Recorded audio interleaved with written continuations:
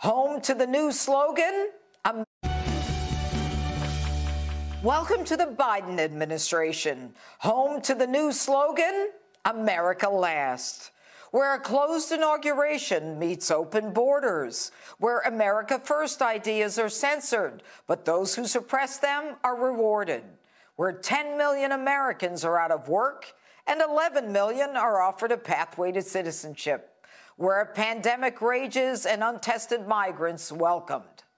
Joe Biden, within hours of his presidency, is doing as much as he can to cancel the Trump legacy, to take away our near energy independence, to satisfy the left as they move towards socialism, and to provide jobs and security to those who have come here illegally. He has halted deportation orders of illegal aliens, many of them criminals. After 430 miles of border wall is built, Biden halts construction and for the next 100 days halts deportation of those orders. Meet your next pillow. Why do we make our pillow in the shape of a cube? I'll tell you.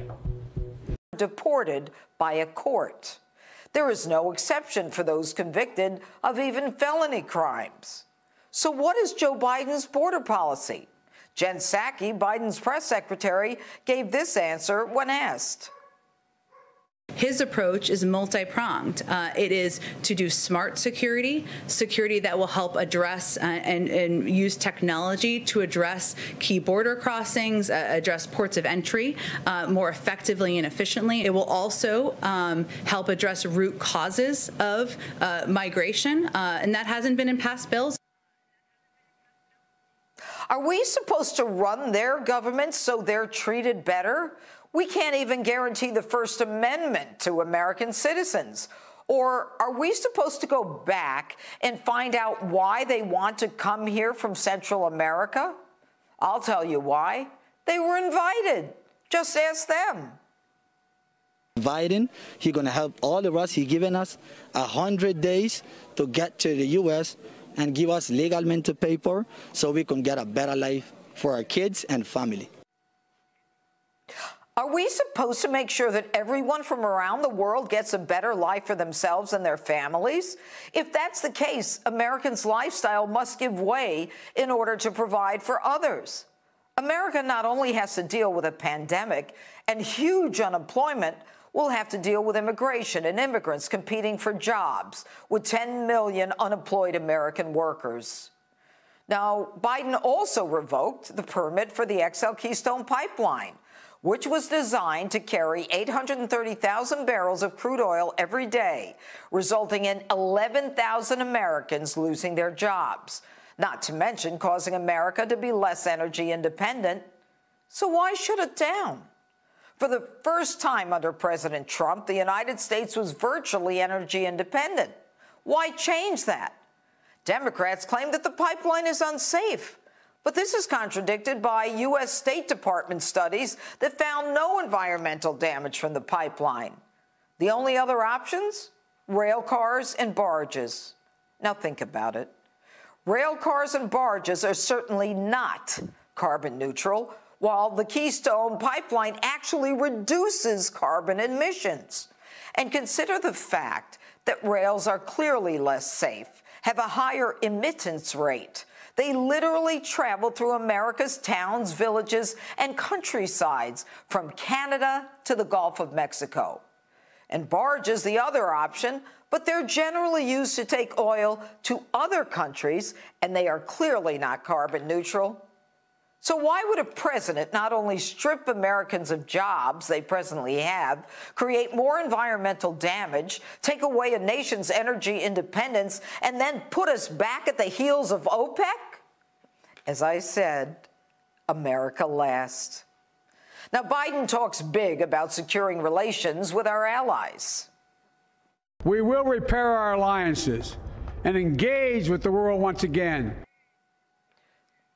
But for all his talk on repairing alliances, he has hit Canada, our closest neighbor and ally, with a gut punch.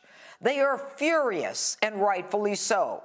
Now, Canada has the third largest oil reserve on Earth, and it has put $1 billion into building a pipeline relying on U.S. safety and energy reports.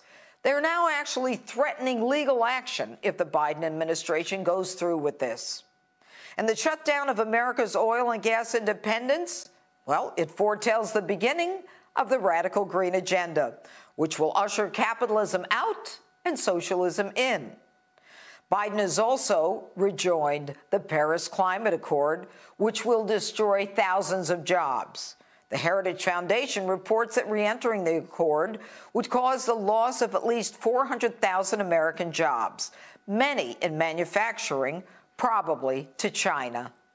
Now, this reaffirms Barack Obama's claim that manufacturing jobs were a thing of the past and that no magic wand was there to bring them back, except for the one that President Trump had. And according to Senator Ted Cruz, quote, by signing this order, President Biden indicates he is more interested in the views of the citizens of Paris than the jobs of the citizens of Pittsburgh. And joining the accord may soon require that school children, your children, learn about activism. That includes how to protest the government. Teaching children about the environment and green economy is one thing, but teaching children how to take action against the government is not something I suspect most parents want their children to learn about in school. But then again, Biden repealed the 1776 program that would instill in school children a pride in the history of America and how great it is, in order to rebut the 1619 project, still present in schools, that condemns America as a racist nation. Now, the ultimate hypocrisy is Joe Biden's claim of unity, while the left continues to censor words, social media, and the actions of those they don't like, even recommending deprogramming.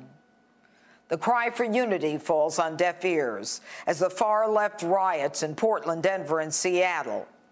Curious, I don't remember ever seeing as much press or as big an effort to identify those who tried to destroy a federal courthouse and destroyed people's homes, livelihoods, and businesses as those who rushed the Capitol.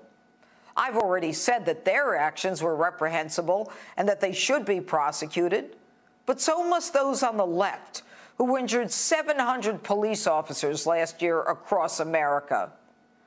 But we're all happy, peaceful, and united now that Joe Biden is in the Oval Office. And to prove that, on Monday, Nancy Pelosi will deliver articles of impeachment to the Senate against a president who is already out of office. Welcome to the Biden administration.